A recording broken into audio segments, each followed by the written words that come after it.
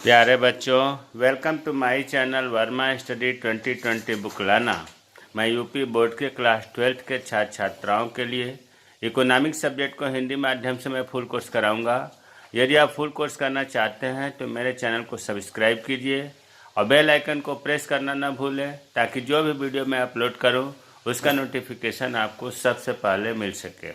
प्यारे बच्चों, micro economics में चैप्टर 4 चल रहा है, आय और रोजगार के निर्धारण। इसमें आज पार्ट 3 अर्थात तीसरा वीडियो है। इससे पहले वाला वीडियो अगर आप नहीं देखे हैं कि समग्र मांग और समग्र पूर्ति या किन्स के रोजगार सिद्धांत क्या है, उसके बाद दूसरा वीडियो जो हमने कल बनाया था उपभोग फलन क्या है, उसे ज़रूर देखें आई बटन को क्लिक करके। आज हम लोग पढ़ेंगे बचत फलन। देखिए, उपभोग फलन और बचत फलन कुछ हद तक मिलता जुलता है। थोड़ा सा इसमें अगर आप ध्यान देंगे तो आसानी से तैयार हो जाएगा। बचत फलन आय, जिसको हम वाई से डिनोट करते हैं, लिखते हैं, और बचत सेविंग को एस से लिखते हैं, के बीच फलनात्मक संबंध को बचत प्रवृत्ति या बचत फलन कहते हैं। इससे पहले अगर हम उपभोग फलन की बात करें तो देखो, उसमें यह था आय और उपभोग, यहाँ सी था। उपभोग के बीच फलनात्मक संबंध को बचत प्रवृत्ति या बचत फलन कहते हैं। तो यहाँ पर उपभोग की बात नहीं हो रही है, बचत फलन पढ़ रहे हैं, इसलिए बचत और आय के बीच में क्या संबंध है वो कहलाता है बचत प्रवृत्ति या बचत फलन। जिस प्रकार से आय निर्भर करती थी उपभोग पर या उपभोग निर्भर करता था आय पर, ठीक उसी तरह से ये भी है, बचत आय पर निर्भर होती है। भाई देखो, सीधी सी बात यह है, हम बॉक्स में लिखे हैं, मान लो किसी व्यक्ति का आय हुआ 1000 रुपये, तो उसमें वो कुछ उपभोग करेगा, कंजप्शन करेगा, सी हो गया, और कुछ बचत करेगा, एस हो गया। अब हम इसमें बचत फलन पढ़ रहे हैं, इसलिए इसको हम ध्यान नहीं देंगे, हम केवल वाई और एस का ध्यान देंगे। जब आय बढ़ेगी तो निश्चित रूप से बचत लोगों की बढ़ेगी, और जब आय घटेगी तो क्या होगा, बचत कम होगी। तो हम ये कह सकते हैं कि जो बचत है, अब इसको देखो, y बराबर सी प्लस एस, ये तो आपको जनरल सूत्र हो गया। अब हमें अगर बचत निकालना हो तो बचत प्लस में यहाँ रख देंगे, और c को जब बराबर के इधर ले जाएंगे तो y माइनस सी होगा। अर्थात बचत को निकालने के लिए y में से हम उपभोग को घटा देंगे तो हमें बचत मिल जाएगा। तो एक बचत की परिभाषा अगर कहना हो तो क्या होगा, कुल आय में से उपभोग व्यय मतलब सी, और कुल आय मतलब y, कुल आय में से सी को घटाने पर, उपभोग व्यय को घटाने पर जो शेष बचता है उसे बचत कहते हैं। अरे सीधी सी बात है, जितना आय हुआ है उपभोग को निकाल लो तो ऐसे बच गया है। तो बचत जो है आय पर निर्भर होती है, आय बढ़ती है तो बचत बढ़ती है, आय घटती है तो बचत घटती है। इसीलिए किन्स महोदय ने कहा था कि बचत आय का फलन है, अर्थात बचत आय पर निर्भर करती है। इसका सूत्र है एस मतलब बचत फलन बराबर एफ वाई। एफ का मतलब हुआ फंक्शन, वाई का मतलब आय। तो हम कैसे बोलेंगे इसे कि बचत फलन है आय का, बचत एस फलन है, फंक्शन फलनात्मक है या फलन है आय का। अर्थात इसका मतलब हुआ कि आय बढ़ेगी तो बचत बढ़ेगी, आय घटेगी तो बचत घटेगी। इनके रिलेशन को हम कहते हैं बचत फलन। एक उदाहरण से समझते हैं, बचत प्रवृत्ति तालिका, जैसे कि इससे पहले उपभोग फलन तालिका भी हम लोगों ने देखा था। मान लिया ये सामूहिक रूप से अध्ययन हो रहा है, समष्टि अर्थशास्त्र की बात है, इसलिए पूरे राष्ट्र की बात होगी, राष्ट्रीय आय, राष्ट्रीय उपभोग, राष्ट्रीय बचत, ये मन में बात क्लियर रहना चाहिए। तो आय को वाई से करते हैं। मान लिया कि करोड़ रुपए लिखा हुआ है, उपभोग सी है करोड़ रुपए, और बचत निकालने के लिए अभी हमने सूत्र बताया था कि y बराबर सी प्लस एस होता है। तो बचत निकालने के लिए c को y में से माइनस करेंगे तो s बराबर y माइनस सी हुआ। अब आय दिया हुआ है 0, 60, 120, 180, 240, उपभोग दिया है 20, 70, 120, 170, और ये दिया है। अब हम एक एक चीज़ ज़रा ध्यान से देखेंगे, फिर हम चित्र पर आएंगे। पहले हम तालिका को देखते हैं। अगर हम तालिका ध्यान से देखें तो ये देख रहा हूँ कि 0, 60, 120, मतलब इसमें 60 का अंतर है। 60 का 60 वृद्धि हो रही है वाई में, और इसमें 20, 50, 70, 70, 50, इसमें 50, 50 की वृद्धि हो रही है। तो हम ये कह सकते हैं कि आय में जब वृद्धि हो रही है तो उपभोग में भी वृद्धि हो रही है। और अब इसके हिसाब से इसमें देखें, एस निकाला तो ये -20, फिर -10, 0, इसमें भी वृद्धि हो रही है। सबसे पहले ऋणात्मक, फिर धनात्मक, पहले ऋणात्मक, फिर 0, फिर धनात्मक, इसमें भी वृद्धि हो रही है। तो अब हमें y और s के बीच में संबंध ज्ञात करना है। तो पहला तो ये हुआ कि y जब बढ़ रही है तो s भी बढ़ रही है। जैसे y बढ़ रहा है, वृद्धि हो रहा है, उसी तरह से c तो हो ही रहा है, लेकिन हम s के y और s की तुलना कर रहे हैं, s में भी वृद्धि हो रही है। पहले देखो ज़्यादा निगेटिव था, फिर कम निगेटिव, फिर 0, फिर पॉजिटिव, तो बढ़ तो रहा है। तो हम ये कहेंगे, पहला लिखा हुआ है कि y तथा s में प्रत्यक्ष संबंध होता है। इसका मतलब हुआ है कि आय बढ़ेगी तो बचत बढ़ेगी, आय घटेगी तो बचत घटेगी।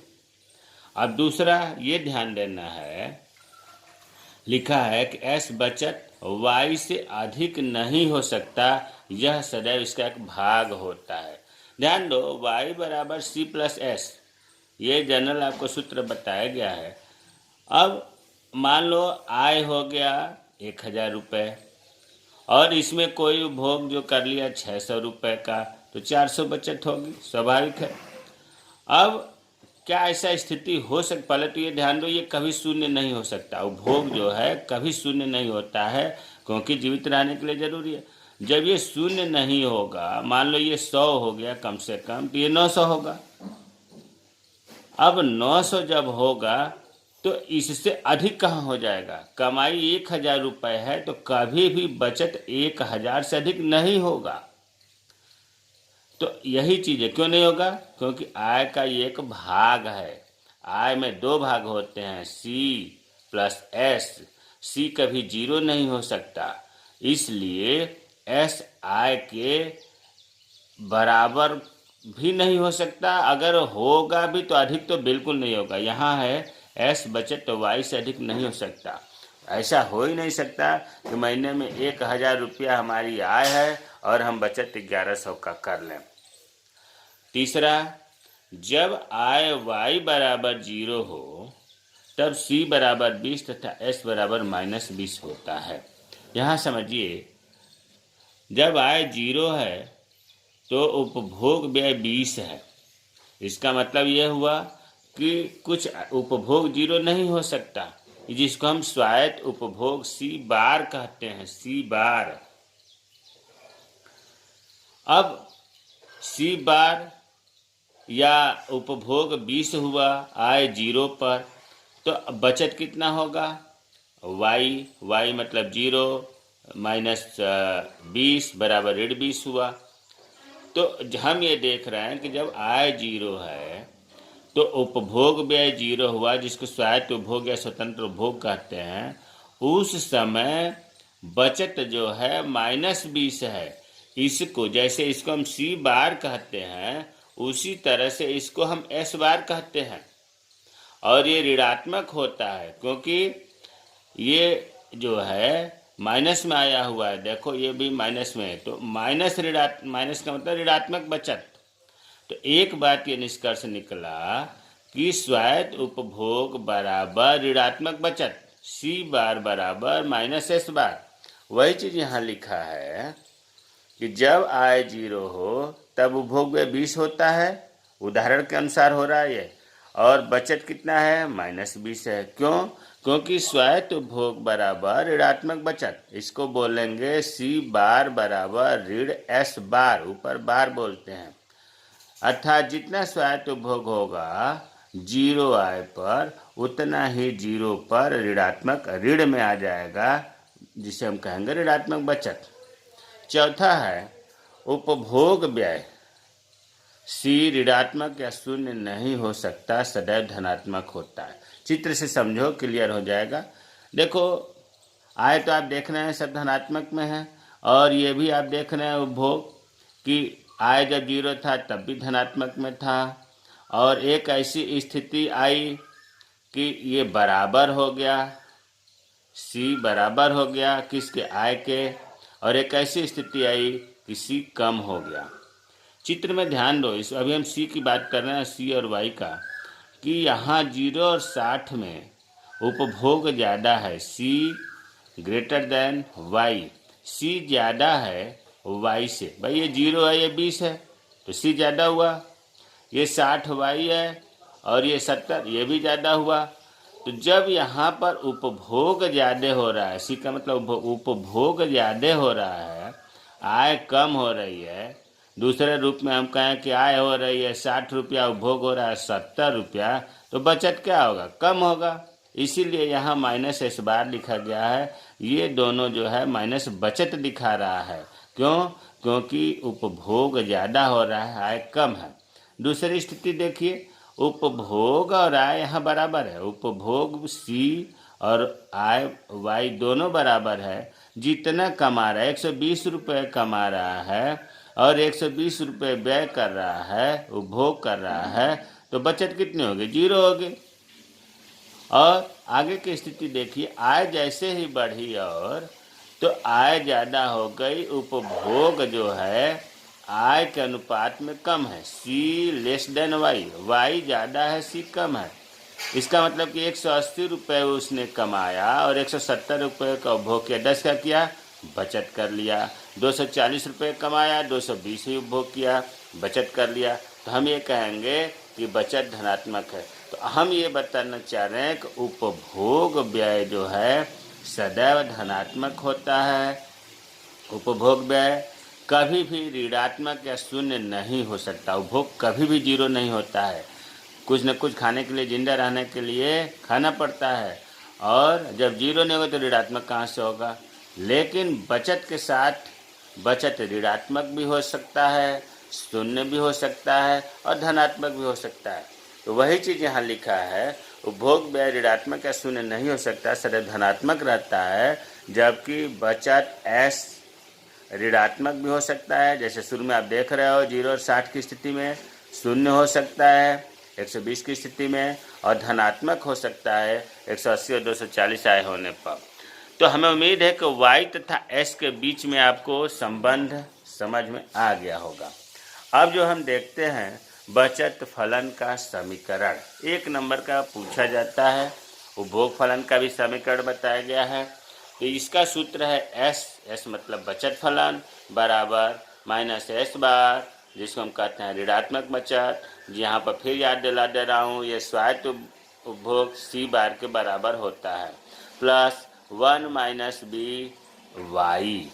एस मतलब बचत फलन, माइनस एस बार मतलब ऋणात्मक बचत।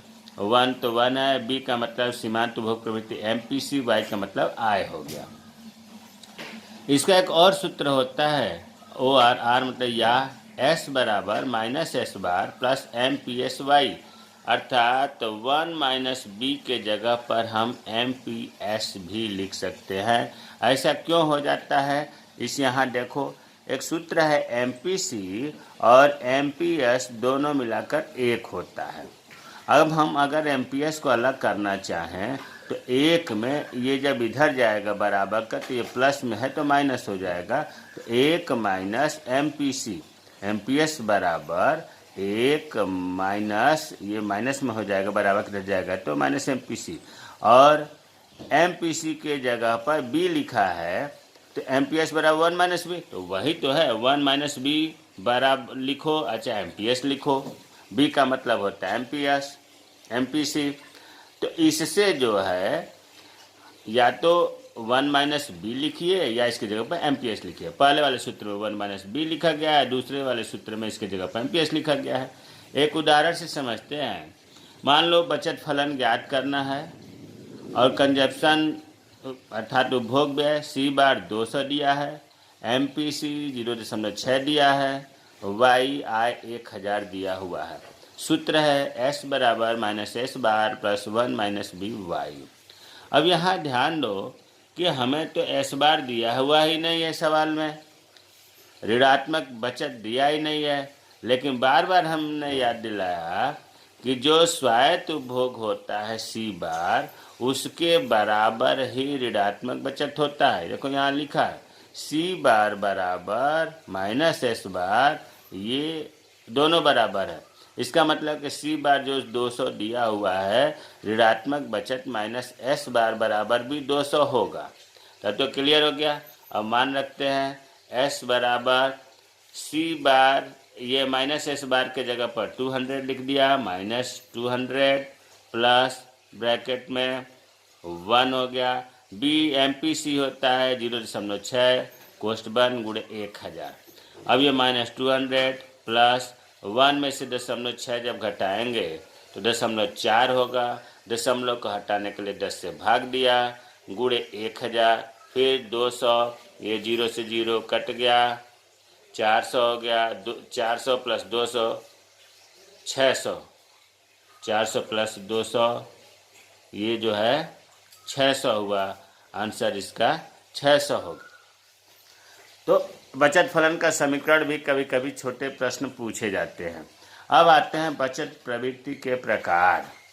बहुत महत्वपूर्ण है। जिस प्रकार से उपभोग प्रवृत्ति आपने पढ़ा था APC MPC, ठीक उसी तरह से बचत प्रवृत्ति भी 2 प्रकार की होती है। पहला है औसत बचत प्रवृत्ति एवरेज प्रोपेंसिटी टू से APS, और दूसरा होता है सीमांत बचत प्रवृत्ति मार्जिनल प्रोपेंसिटी टू से MPS। APS और MPS, देखिए S का नाम लेते ही बचत आ जाना चाहिए और एक का मतलब एवरेज। उसमें क्या था APC, इसका मतलब औसत उपभोग प्रवृत्ति, और यहाँ है औसत बचत प्रवृत्ति, ऐसा आ गया ना। इसी तरह से MPS का सीमांत बचत प्रवृत्ति, M का मतलब मार्जिनल सीमांत, S का मतलब बचत, और P का प्रोपेंसिटी सीमांत बचत प्रवृत्ति। तो बचत प्रवृत्ति 2 प्रकार का आपने देखा, APS और MPS। अब APS क्या है? बहुत ईजी है, कुल बचत और कुल आय के बीच का अनुपात है। सूत्र देखो, APS कुल, S मतलब बचत, कुल बचत, और Y कुल आय, और बीच का जो बटा है अनुपात दिखा रहा है। सूत्र से परिभाषा से सूत्र बना जा सकता है। कुल बचत और कुल आय के बीच का अनुपात APS कहलाता है।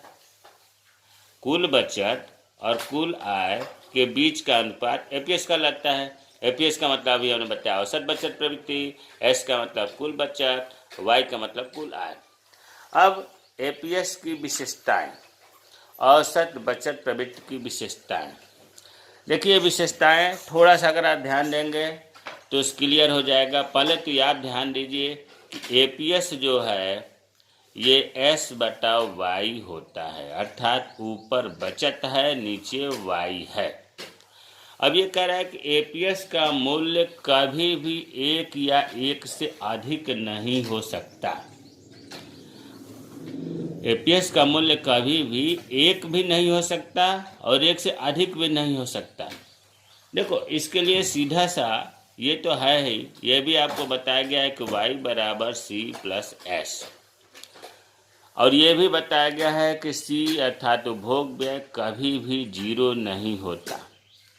अगर ये मान लो कि C 90 है, अगर ये आय 100 है, तो 100 रुपये में मान लिया कि उपभोग जो है 10 रुपये हो रहा है, 90 बचत हो रहा है, और कभी भी ये 100 नहीं होगा। अगर ये 100 है तो ये 100 नहीं होगा। क्यों नहीं होगा? क्योंकि कभी उपभोग 0 हुआ ही नहीं। कभी भी उपभोग 0 नहीं हो सकता, जिसे हम स्वायत्त उपभोग कहते हैं। तो जब ये 0 नहीं होगा, कुछ न कुछ मान रखेंगे तो फिर ये 100 नहीं होगा, और जब ये 100 नहीं होगा, ऊपर 100 नहीं होगा, अर्थात 90 हो सकता है, 95, कुछ भी हो सकता है, आय से हर समय कम रहेगा, तो फिर 1 आएगा नहीं। यहाँ 100 होता तब न 1 आएगा। तो जब कभी भी 100% बचत नहीं होगा तो फिर 1 कैसे आ सकता है? तो आसानी से समझ में आ गया होगा कि एपीएस का मूल्य कभी भी 1 नहीं हो सकता। जब 1 नहीं हो रहा है तो अधिक कहाँ से होगा भाई? 100 रुपये आय है तो बचत 110 रुपये थोड़ा नहीं होगा, और 110 रहेगा तभी 1 से अधिक आएगा। तो हमें उम्मीद है कि आपको पहला पॉइंट समझ में आ गया होगा कि एपीएस का मूल्य कभी भी 1 नहीं होगा। क्यों नहीं होगा? क्योंकि जितनी आय है उतनी बचत नहीं हो सकती, उपभोग में कुछ न कुछ जाएगा। 1 से अधिक नहीं हो सकता। जब 1 नहीं हो रहा है तो 1 से अधिक कैसे हो जाएगा? लिखा है, व्याख्या में लिखा हूँ, क्योंकि कभी भी बचत वाई के बराबर, आय के बराबर या आय से अधिक नहीं हो सकती। ऐसा थोड़े नहीं है कि आय 100 रुपये है और बचत 110 रुपये हो जाए, इसलिए 1 या 1 से अधिक नहीं होगा। अगला है एपीएस शून्य हो सकता है। एपीएस शून्य हो सकता है। सीधी सी बात यह है कि जो आपने आय बराबर सी प्लस एस पढ़ा, तो आप सम विच्छेद बिंदु पर जहाँ पर आय और वक्र रेखा एस वक्र रेखा काट रही है, वहाँ पर इस चित्र को फिर देखो, क्लियर हो जाएगा चित्र से। यहाँ ये चीज़ मैं बताना चाह रहा हूँ, इस चित्र पर भी देखो हमने वर्णन करना भूल गए। यहाँ पर जो है इधर आय लिखा था, इधर उपभोग लिखा था, और वाई को हमने यहाँ से बना दिया था 45 अंश के कोण पर, और ये उपभोग ये दिखा दिया गया था। ये उपभोग फलन की बात कर रहा हूँ। अब यहाँ मिस्टेक हो गया, हम आपको बचत फलन दिखाऊं। बचत फलन अभी इससे पहले जो हम लोगों ने पढ़ा ये है बचत फलन, भूल से उपभोग फलन हमने दिखा दिया। बचत फलन ये, इसका चित्र हमने दिखाना, ये देखिए आपका आय है, ये बचत है, और ये -20 था इसलिए 2 पॉइंट नीचे आ गया, -10 -20। ये बचत वक्र है, यहाँ जो रेखा काट रही है ये समविच्छेद बिंदु है। अब यहाँ देखो, यहाँ पर स्थिति यह है कि समविच्छेद बिंदु पर C बराबर y, जितना उपभोग हो रहा है उतना y हो रहा है, इसलिए C बराबर y, अर्थात यहाँ पर बचत 0 है। 120 रुपये आय हो रही है, 120 रुपये जो है उपभोग हो रहा है, तो 0 हो गया। यहाँ पर क्या है कि उपभोग ज़्यादा हो रहा है, कम है तो माइनस बचत हो गया। यहाँ पर क्या है कि उपभोग कम हो रहा है, ज़्यादा है तो बचत होगा। तो यहाँ पर यही बात उसमें कहा जा रहा था कि C बराबर y होता है, अर्थात उपभोग और आय बराबर होता है तो बचत 0 होता है। तो वही चीज़ है, एपीएस शून्य हो सकता है सम विच्छेद बिंदु पर जब C और y बराबर होता है तभी तो बचत 0 होता है। तो इसका मतलब कि जब S 0 है, ऊपर इसका सूत्र आपको बताया गया है, S बटा वाई जो होता है सूत्र, अगर ऊपर 0 है, बचत 0 है, और मान लो आय 100 है, तो इसको जब भाग देंगे तो 0 ही तो होगा। तो एपीएस बराबर 0, एपीएस बराबर 0 हो सकता है। तीसरा है एपीएस ऋणात्मक 1 से कम हो सकता है। अभी आपने देखा जो प्रतिच्छेद बिंदु है उसके प्रतिच्छेद बिंदु के, अर्थात यहाँ प्रतिच्छेद बिंदु है, ये प्रतिच्छेद बिंदु होगा 120 120, तो इसके बाएं साइड में, मतलब प्रतिच्छेद बिंदु के बाएं साइड में आपने ये देखा कि ऋणात्मक बचत है। क्यों बचत है ऋणात्मक? क्योंकि उपभोग जो है ज़्यादा हो रहा है, अर्थात 1 से कम है। वही चीज लिखा है, व्याख्या भी किया गया, सम विच्छेद बिंदु से नीचे स्तर पर एपीएस ऋणात्मक होता है। क्यों होता है? क्योंकि उपभोग ज़्यादा हो रहा है, कम है। चौथा, एपीएस आय के बढ़ने के साथ बढ़ती है। स्वाभाविक है कि एपीएस बराबर जो आपने पढ़ा S बटा वाई, मान लो S बचत 10 हो रहा है और आय 20 है, फिर बचत आय जब बढ़ गई ये 30 हो गया तो ये कुछ बढ़ेगा, आय और बढ़ गई 40 हो गया तो ये भी कुछ, तो एपीएस भी तो बढ़ेगा। जब आय बढ़ने से बचत बढ़ रही है तो एपीएस भी बढ़ेगा। तो वही चीज़ है, एपीएस आय के बढ़ने के साथ बढ़ती है। तो एक थीम निकला, निष्कर्ष निकला कि एपीएस जो है 1 से कम होगा, 1 भी नहीं होगा। ध्यान रखना, पहला पॉइंट है एपीएस का मूल्य कभी भी 1 या 1 से अधिक नहीं हो सकता। एपीएस सदैव 1 से कम होगा। क्यों कम होगा ये बता दिया गया कि आय के बराबर बचत नहीं हो सकती, उपभोग कुछ न कुछ होता है। शून्य हो सकता है और ऋणात्मक हो सकता है। तो हमें उम्मीद है कि औसत बचत की विशेषताएं आपको समझ में आ गया होगा। अब इसका जो दूसरा प्रकार है सीमांत बचत प्रवृत्ति। सीमांत बचत प्रवृत्ति बचत में होने वाले परिवर्तन और आय में होने वाले परिवर्तन के बीच के अनुपात को एमपीएस कहते हैं। MPS marginal propensity to save delta S बटा डेल्टा वाई। डेल्टा का मतलब होता है परिवर्तन, चेंज। डेल्टा का मतलब बचत में कितना परिवर्तन हुआ, आय में कितना परिवर्तन हुआ, बचत में परिवर्तन बटा आय में परिवर्तन। और सीमांत बचत प्रवृत्ति की विशेषताएं क्या है? सीमांत बचत प्रवृत्ति की विशेषताएं यहाँ आप समझो। एपीएस का मूल्य 0 और 1 के बीच में रहता है। 0 और 1 के बीच में रहता है। एमपीएस की बात हो रही है अब। एमपीएस सीमांत बचत प्रवृत्ति। इसका मतलब यह हुआ, पहली बात तो यह आप ध्यान दो कि 1 से अधिक नहीं हो सकता, और दूसरा 0 से नीचे ऋणात्मक होता है, ये नहीं हो सकता। एक ही बार में पूरी बात समझाने का प्रयास कर रहा हूँ। 0 से 1 के बीच में एमपीएस होता है, 1 से अधिक नहीं हो सकता, 0 से कम अर्थात ऋणात्मक नहीं हो सकता। देखो ये पॉइंट लिखा है, एमपीएस का मूल्य कभी भी 1 से अधिक नहीं हो सकता, हो गया। ये बता दिया एमपीएस ऋणात्मक नहीं हो सकता। अब बात आती है कि 0 हो सकता है कि नहीं और 1 हो सकता है, इसके बीच में तो है ही। तो देखो यहाँ लिखा है एमपीएस का मूल्य 0 और 1 के बीच में, 0 से अधिक और 1 से कम तो होता है। 0 भी हो सकता है, 1 भी हो सकता है। कब 1 होगा? यदि संपूर्ण अतिरिक्त आय की बचत कर ली जाए। भाई आपको बताया गया है एमपीएस बराबर डेल्टा एस बटा डेल्टा वाई, यही तो बताया गया है। अब यदि संपूर्ण अतिरिक्त आय की बचत कर लिया जाए तो क्या हो? मान लो कि आय 100 है और उपभोग बिल्कुल ना हुआ। यहाँ उपभोग परिवर्तन की मात्रा, परिवर्तन हो रहा है, यहाँ परिवर्तन की बात हो रही है। अब मान लो कि पूरा बचत कर लिया गया, जितना परिवर्तन हुआ सब बचत कर लिया गया, 100 हो गया। बचत की मात्रा 100, परिवर्तन की मात्रा और आय में परिवर्तन की मात्रा 100, तो क्या होगा? 1 हो गया कि नहीं? एमपीएस 1 हो गया। यहाँ ध्यान दो, परिवर्तन की बात हो रही है। अगर ये परिवर्तन नहीं होता तो फिर 1 नहीं हो सकता, क्योंकि परिवर्तन तो हो सकता है। मान लो क्या 100 रुपये हमारी बचत है, कल आय बढ़ गई, फिर भी हमारी बचत 100 ही रही, हमने नहीं बढ़ा, पूरा उपभोग कर लिया। तो यहाँ वही चीज़ बताना चाह रहे हैं कि यदि संपूर्ण अतिरिक्त आय की बचत कर ली जाती है, 100 में 100 आय की परिवर्तन जो है बचत कर लिया गया, तो एमपीएस 1 होगा। और अगर जो अतिरिक्त आय है ऊपर वाली डेल्टा एस बटा डेल्टा वाई, अगर मान लो कि सेविंग 0 है, कुछ भी सेविंग नहीं हुआ, आय 100 है, परिवर्तन आय 100 हुआ, लेकिन सेविंग में परिवर्तन बिल्कुल नहीं हुआ, सब उपभोग कर लिया गया। भाई सेविंग में परिवर्तन न होने का मतलब क्या हुआ? उपभोग कर लिया गया। तो अब यहाँ पर एमपीएस क्या होगा? 0 होगा। तो यहाँ याद रखने की बात है कि एमपीएस का मूल्य 0 और 1 के बीच में रहता है। 0 से अधिक तो रहता ही है, 1 से कम तो रहता ही है, 1 से अधिक नहीं होगा, 0 से कम ऋणात्मक नहीं होगा। और एमपीएस का मूल्य 0 हो सकता है। कब 0 होगा? जब पूरा अतिरिक्त आय उपभोग कर लिया जाए। और 1 भी हो सकता है, कब? जब पूरा अतिरिक्त आय जो है उसे बचत कर लिया जाए। तो हमें उम्मीद है कि एमपीएस की विशेषता आपको समझ में आ गया होगा।